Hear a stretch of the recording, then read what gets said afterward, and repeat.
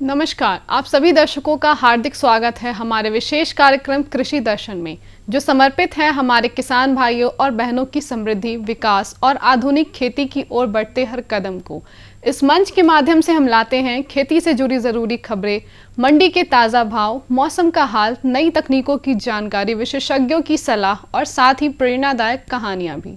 तो आइए शुरुआत करते हैं आज के अंक की ओर। सबसे पहले नजर डालते हैं हमारे पहले सेगमेंट खबरें खेती की पर। नमस्कार किसान भाइयों और बहनों, खबरें खेती की के इस विशेष अंक में आपका हार्दिक स्वागत है। मैं हूं खुशबू और आज हम लाए हैं खेती किसानी से जुड़ी वो तमाम जरूरी खबरें जो आपके खेत खलियानों से लेकर मंडी और मौसम तक सीधा असर डालती है।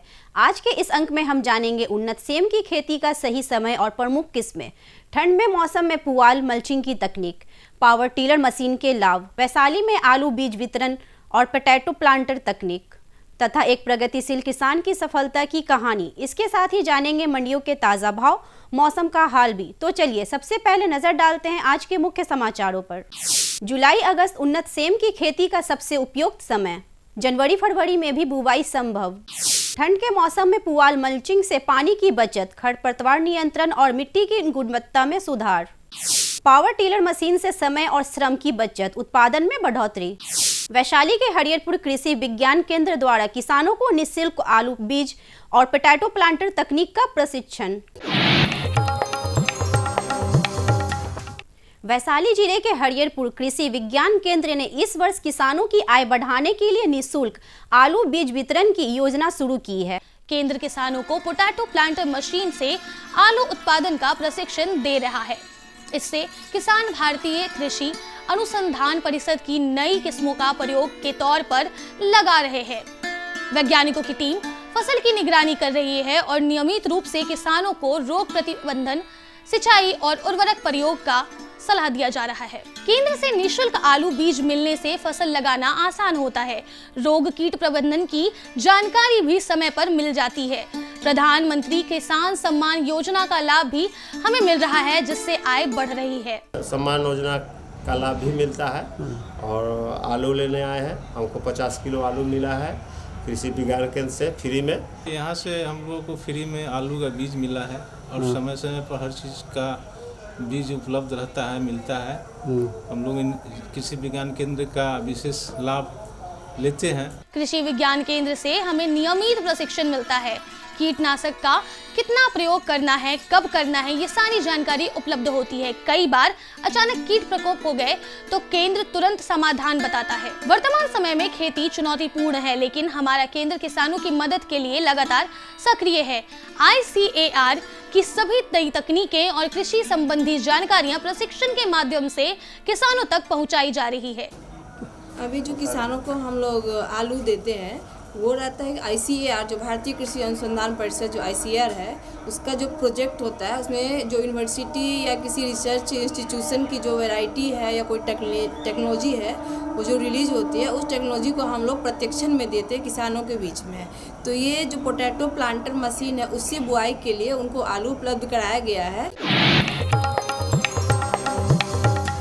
ठंड के मौसम में सब्जियों की फसलों के लिए पुआल से मल्चिंग एक अत्यंत उपयोगी तकनीक मानी जाती है। इस तकनीक के प्रयोग से खेत में नमी लंबे समय तक बनी रहती है, जिससे सिंचाई की आवश्यकता कम हो जाती है और पानी की बचत होती है।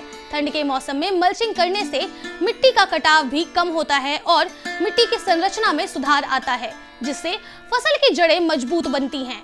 इसके साथ साथ पुआल की परत खरपतवार की वृद्धि को रोकती है, जिससे फसल को पोषक तत्वों की पूरी उपलब्धता मिलती है। ठंड के कारण कीट और रोगों का प्रकोप भी कम रहता है, जिससे फसल स्वस्थ रहती है और उत्पादन बेहतर होता है। इस तकनीक को अपनाकर किसान गर्मी और ठंड दोनों मौसम में खेती कर सकते हैं, जिससे उनकी वार्षिक आय में बढ़ोतरी संभव होती है। पावर टिलर मशीन आधुनिक खेती में किसानों के लिए एक अत्यंत लाभकारी उपकरण साबित हो रही है। इस मशीन की मदद से खेत की जुताई, मिट्टी को भुरभुरा बनाना और बीज बोने जैसे कार्य कम समय में और कम श्रम से पूरे किए जा सकते हैं। पावर टिलर से खेत की तैयारी समान रूप से होती है, जिससे बीजों का अंकुरन अच्छा होता है और फसल की बढ़वार बेहतर होती है। इस मशीन के उपयोग से किसानों का समय और मेहनत दोनों बचते हैं, साथ ही उत्पादन लागत भी कम होती है। बेहतर खेत तैयारी और समय पर बुआई के कारण उत्पादन में वृद्धि होती है और किसानों को गुणवत्ता युक्त उपज प्राप्त होता है। उन्नत सेम यानी क्लस्टर बीन की खेती किसानों के लिए अच्छा मुनाफा देने वाली फसल मानी जाती है। इसकी बुवाई के लिए जुलाई अगस्त सबसे उपयुक्त समय होती है। हालांकि जनवरी फरवरी और सितंबर में भी इसकी खेती की जा सकती है।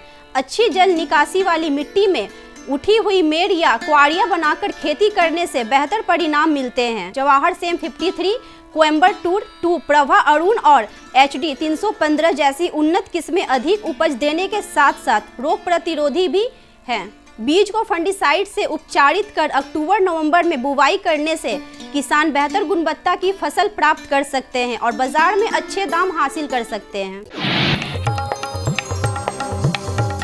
वैशाली जिले में युवा किसान राजकुमार पढ़ाई के साथ साथ खेती के क्षेत्र में भी नई पहचान बना रहे हैं। उन्होंने अपने परिवार के अनुभव के साथ साथ कृषि विज्ञान केंद्र से प्राप्त प्रशिक्षण का लाभ उठाकर सब्जी उत्पादन को एक व्यवस्थित व्यवसाय के रूप में अपनाया है। आधुनिक तकनीकों, वैज्ञानिक सलाह और सही समय पर खेती करने से उनकी फसलों की गुणवत्ता और उत्पादन दोनों में सुधार हुआ है। राजकुमार का कहना है कि प्रशिक्षण से उन्हें फसल चयन, बीज उपचार, सिंचाई और रोग प्रबंधन की सही जानकारी मिली, जिससे उनकी लागत घटी, आमदनी बढ़ी। आज वे अन्य युवाओं के लिए प्रेरणा बन रहे हैं कि पढ़ाई के साथ साथ खेती को लाभकारी बनाया जा सकता है। आइए जानते हैं पटना मंडी के आलू प्याज का ताज़ा बाजार भाव। नया लाल आलू 3000 रुपये प्रति क्विंटल, नया सफ़ेद आलू 2800 रुपये प्रति क्विंटल, नासिक प्याज 2200 रुपये प्रति क्विंटल, लोकल प्याज 2300 रुपये प्रति क्विंटल। आज सुबह और शाम हल्की ठंडक बनी रहेगी। दिन का अधिकतम तापमान लगभग 26 से 27 डिग्री रहने की संभावना है, जबकि न्यूनतम तापमान 13 से 14 डिग्री के आसपास रहेगा। कुछ जिलों में हल्की धुंध और कोहरा देखने को मिल सकता है, खासकर सुबह के समय।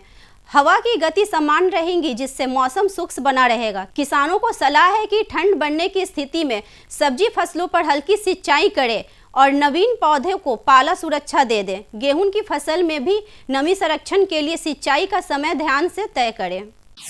तो ये थी आज की प्रमुख खेती बाड़ी से जुड़ी खबरें, मंडियों के ताज़ा भाव और मौसम का पूर्वानुमान। साथ ही हमने जानी कुछ नई तकनीकें और मशीनें जिनसे खेती और पशुपालन को और अधिक सशक्त और लाभकारी बनाया जा सकता है। और हाँ, हमें मिली एक किसान की प्रेरणादायक सफलता की कहानी भी, जिसने साबित किया कि परंपरागत खेती भी अगर सही तरीके से की जाए तो बेहतर मुनाफा और पहचान दोनों मिल सकते हैं। अब समय है हमारे अगले सेगमेंट का, जिसमें हम जुड़ेंगे एक और महत्वपूर्ण जानकारी के साथ। यह विषय न सिर्फ खेती किसानी से जुड़े लोगों के लिए महत्वपूर्ण है, बल्कि इससे जुड़ी बातें आने वाले समय में नए अवसरों के द्वार भी खोल सकती है। तो आइए विस्तार से समझते हैं इस विषय को हमारे विशेषज्ञ के माध्यम से।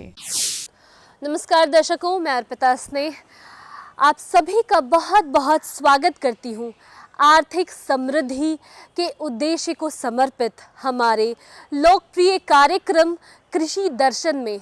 और आज हम बात करेंगे कि देखिए, पीएम आशा योजना के तहत एमएसपी पर जो दाल की जो खरीद होती है और किस तरीके से किसानों की जो आय सुरक्षा होती है, और इसके साथ ही जो आत्मनिर्भर कृषि का जो ये जो पूरा जो कॉन्सेप्ट है उस बारे में। तो आइए बिना देर किए हम आपकी मुलाकात कराते हैं आज के विशिष्ट हमारे अतिथि से। जी हाँ, मैं बात कर रही हूँ निखिल कुमार जी से, जो कि असिस्टेंट मैनेजर हैं NCCF पटना। तो सर, आपका बहुत बहुत स्वागत है हमारे इस कार्यक्रम में। धन्यवाद जी। और सबसे पहले तो सर हम आपसे यह जानना चाहेंगे कि यह जो पीएम आशा योजना है यह क्या है। हमारे जो किसान भाई इस कार्यक्रम को देख रहे हैं उन्हें पीएम आशा योजना के बारे में बताएं। नमस्कार, और नमस्कार आपके दर्शकों को। जैसा कि आपने सवाल पूछा कि पीएम आशा योजना है क्या। पीएम प्रधानमंत्री अन्नदाता आय संरक्षण योजना प्रधानमंत्री जी द्वारा लॉन्च की हुई एक योजना है, जिसमें दलहन की खेती को कैसे बढ़ावा दिया जाए, इसके तहत इस योजना पे काम किया जा रहा है।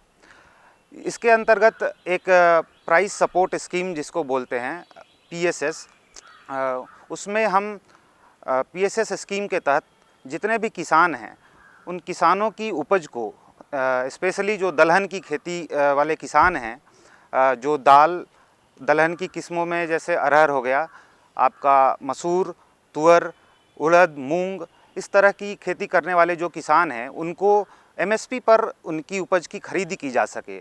मतलब जो न्यूनतम समर्थन मूल्य है, जो सरकार द्वारा एक निर्धारित न्यूनतम समर्थन मूल्य है, उस मूल्य पर कैसे किसानों को लाभान्वित किया जा सके, ये एक योजना के तहत, एक मिशन के तहत काम किया जा रहा है। सरकार ने इस योजना को पूरे प्रदेश ही नहीं पूरे भारत में लागू करने के लिए 2 सेंट्रल नोडल एजेंसी नामित किए हैं, NCCF और NAFED।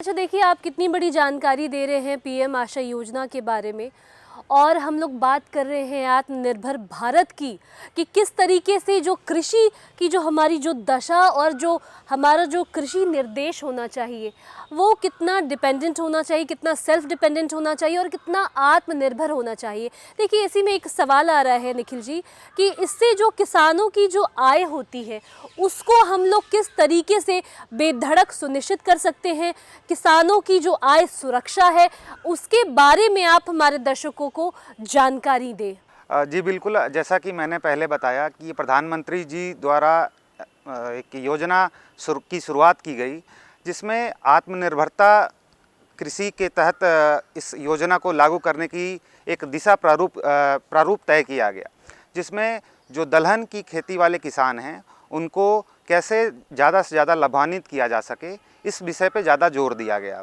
जैसा कि भारत सरकार ने 11,440 करोड़ रुपए बजट में इस कृषि मंत्रालय को दिया, ताकि इस अभियान को पूरे प्रदेश ही नहीं पूरे भारत में तेज़ी से लागू किया जा सके।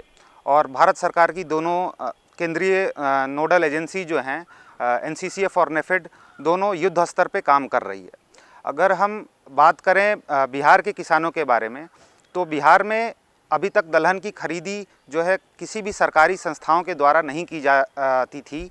अब हम NCCF और NAFED दोनों ये शुरुआत कर रहे हैं बिहार प्रदेश में कि दलहन की खरीदी किसानों को न्यूनतम समर्थन मूल्य पे की जा सके। जी देखिए, आपने बहुत बढ़िया बताया कि आय सुरक्षा कितना इम्पॉर्टेंट है, कि अगर सच में जो हमारे जो किसान भाई हैं उनकी जो एक फाइनेंशियल सिक्योरिटी होती है, उनकी जो एक आय सुरक्षा होती है, वही तो सबसे जो महत्वपूर्ण पूरे हमारे समझिए कि किसानी में सबसे महत्वपूर्ण तो वही है। और सरकार देखिए इतनी योजनाएं ला रही है, इतने बड़े बड़े काम हो रहे हैं हमारे सभी किसान भाइयों के लिए, तो आय सुरक्षा का जो सुनिश्चित होना वो तो बहुत ही महत्वपूर्ण है। और इसके साथ ही निखिल जी देखिए, मैं आपसे यह जानना चाहूँगी कि आत्मनिर्भरता, मैंने भी बात किया कि विकसित भारत, आत्मनिर्भर भारत, आज का बच्चा आज इस पर बात कर रहा है हमारे राष्ट्र के बारे में, राष्ट्र निर्माण के बारे में।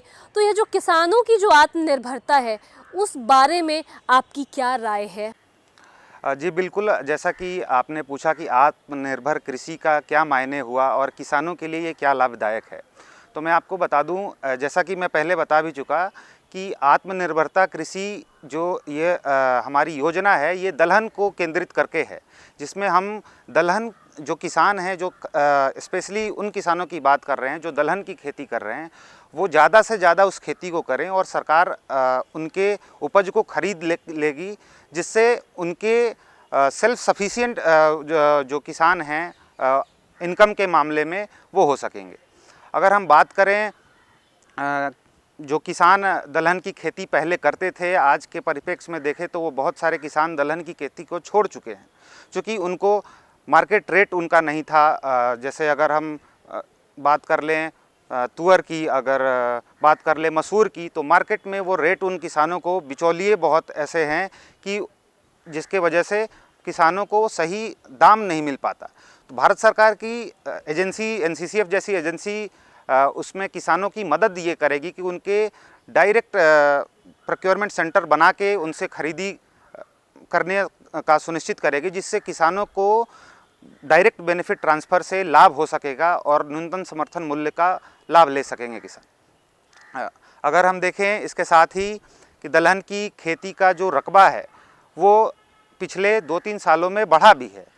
बिहार में भी इसका परिणाम देखा जा सकता है। बिहार में अभी 3.5 लाख मीट्रिक टन से ऊपर की उपज है पूरे, अगर दलहन की हम बात करें तो, जो कि पहले के दर से कहीं ना कहीं ज़्यादा है। तो किसानों में ये जागरूकता धीरे धीरे आ रही है और सरकार भी इस चीज़ को लेके प्रतिबद्ध है और सुनिश्चित कर रही है, हम जैसे नोडल एजेंसी के माध्यम से, कि जितने किसान हैं उनकी उपज को सरकार सीधे खरीद के जो डायरेक्ट बेनिफिट ट्रांसफ़र से उन किसानों को लाभान्वित कर सके। ये सरकार का उद्देश्य है और यही हमारी NCCF का भी उद्देश्य है। अच्छा, और निखिल जी, हम आपसे देखिए यह भी जानना चाहेंगे कि हमने आत्मनिर्भर की बात की, हमने राष्ट्र विकास की बात की, और इसके साथ ही हम आपसे यह भी जानना चाहेंगे कि देखिए अभी एक टर्म हमने यूज़ किया, MSP पर दालों की जो खरीद होती है, तो वो MSP का पूरा क्या प्रकरण है, वो हमारे किसान भाई आपसे जानना चाहेंगे।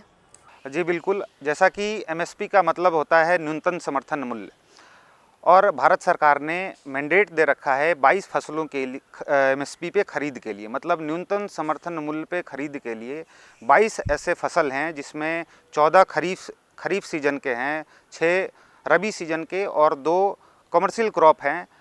उनको न्यूनतम समर्थन मूल्य पे खरीदी के लिए भारत सरकार ने मैंडेट दे रखा है।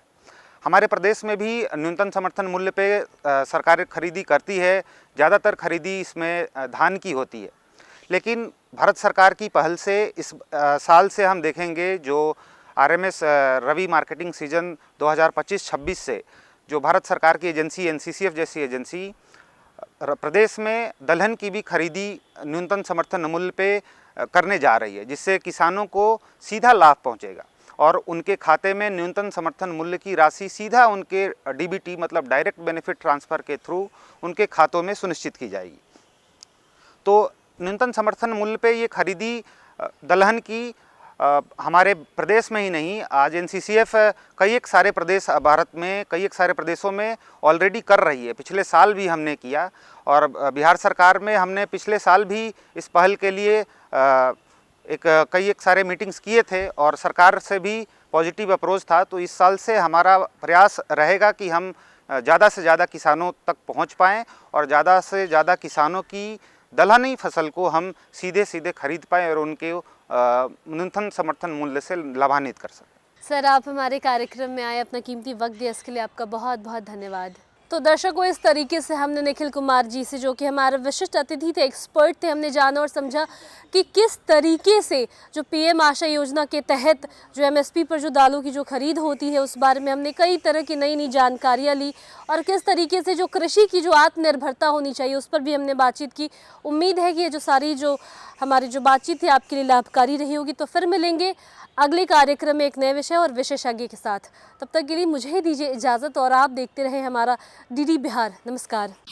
विशेषज्ञ से मिली ये उपयोगी जानकारियाँ निश्चित रूप से आपके लिए लाभकारी सिद्ध होंगी।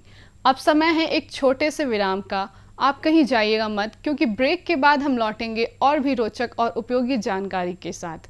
बने रहिए हमारे साथ कृषि दर्शन में। हर जोखिम से निकल कर फसल आए, सुरक्षित हो जाए,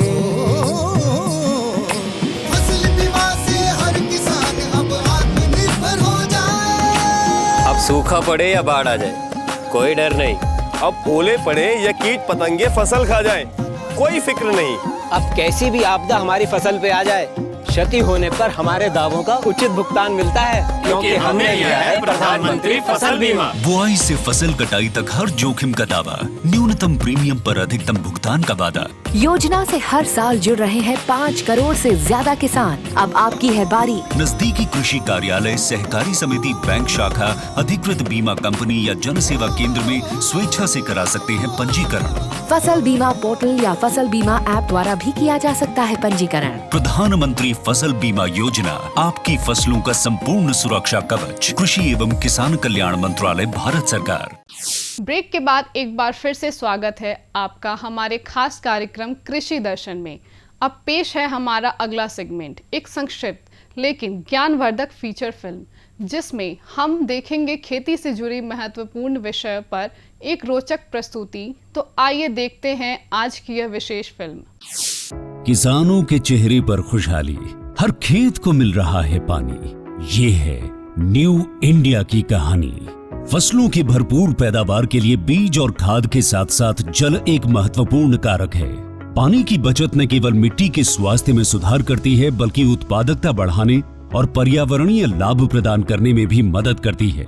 इसके अलावा पानी की उतनी ही मात्रा से लंबे समय तक सिंचाई तथा विस्तारित क्षेत्र में सिंचाई करने में भी मदद मिलती है। इसे ध्यान में रखते हुए माननीय प्रधानमंत्री श्री नरेंद्र मोदी जी के दूरदर्शी नेतृत्व में कृषि एवं किसान कल्याण मंत्रालय ने साल 2015-16 में पर ड्रॉप मोर क्रॉप यानी प्रति बूंद अधिक फसल योजना लागू की थी। पर ड्रॉप मोर क्रॉप पर सरकार का बहुत जोर है और ये समय की मांग भी है। साथियों, माइक्रो इरिगेशन भी इनपुट कॉस्ट कम करने का और ज्यादा प्रोडक्शन का बहुत बड़ा माध्यम है और एक प्रकार से एनवायरनमेंट की भी सेवा है। सूक्ष्म सिंचाई के माध्यम से उपलब्ध जल संसाधनों के उपयोग को इष्टतम किया जा रहा है। इसका उपयोग सटीक सिंचाई और बेहतर ऑन फार्म जल प्रबंधन प्रथाओं को बढ़ावा देने के लिए भी किया जा रहा है। सूक्ष्म सिंचाई का ये तरीका भंडारित जल के संरक्षण और प्रबंधन में भी मददगार है। सूक्ष्म सिंचाई को 2 तरीकों से अपनाया जाता है। पहला, ड्रिप इरिगेशन। इस तकनीक में पानी को पौधों की जड़ों पर बूंद बूंद करके पहुंचाया जाता है। इस कार्य के लिए पाइप, नलियां तथा एमीटर का नेटवर्क लगाना पड़ता है। इसे टपक सिंचाई या बूंद बूंद सिंचाई भी कहते हैं। दूसरा तरीका है स्प्रिंकलर इरिगेशन। इस तकनीक में दबाव के तहत पानी का छिड़काव किया जाता है और बारिश के रूप में पाइपों के नेटवर्क से जुड़े नोजल सेट के माध्यम से पौधों पर बरसाया जाता है। योजना के मूल्यांकन से पता चला है कि माइक्रो इरिगेशन से जल उपयोग दक्षता में लगभग 30 से 70% तक सुधार हुआ है। विभिन्न फसलों की उत्पादकता में 9 से 60% तक की वृद्धि हुई है तथा गुणवत्ता भी बढ़ी है। किसानों की आय में 10 से 69% तक की बढ़ोतरी हुई है। पंपिंग में विद्युत ऊर्जा और डीजल की बचत हो रही है।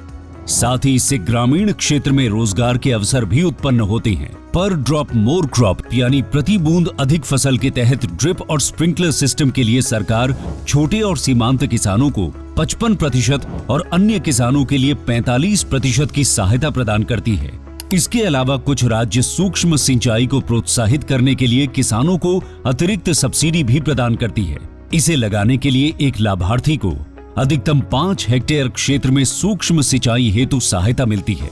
पिछले 9 वर्षों में प्रति बूंद अधिक फसल यानी पीडीएमसी योजना के माध्यम से सूक्ष्म सिंचाई के तहत लगभग 78 लाख हेक्टेयर क्षेत्र को कवर किया गया है, जो कि 81% से अधिक सूक्ष्म सिंचाई कवरेज है। इसके अलावा सूक्ष्म सिंचाई के कवरेज के विस्तार के लिए नाबार्ड के साथ मिलकर 5000 करोड़ रुपए की सूक्ष्म सिंचाई कोष यानी MIF बनाया गया है एवं इस कोष को 10,000 करोड़ रुपए तक बढ़ाना प्रस्तावित है। पर ड्रॉप मोर क्रॉप योजना का लाभ पाने हेतु अपने नजदीकी कृषि एवं उद्यान विकास के कार्यालय से संपर्क करें। माननीय प्रधानमंत्री श्री नरेंद्र मोदी जी के मार्गदर्शन में देश का किसान अब आत्मनिर्भर होकर खुशहाली की ओर अग्रसर है। देश अब संकल्प से सिद्धि की ओर बढ़ चला है।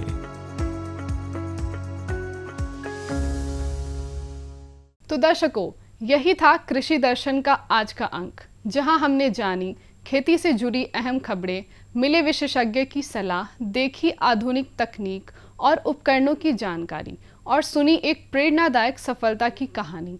हमें पूर्ण विश्वास है कि यह कार्यक्रम आपके लिए उपयोगी और जानकारीपूर्ण रहा होगा। हम फिर हाजिर होंगे ऐसे ही और भी रोचक और ज्ञानवर्धक विषयों के साथ।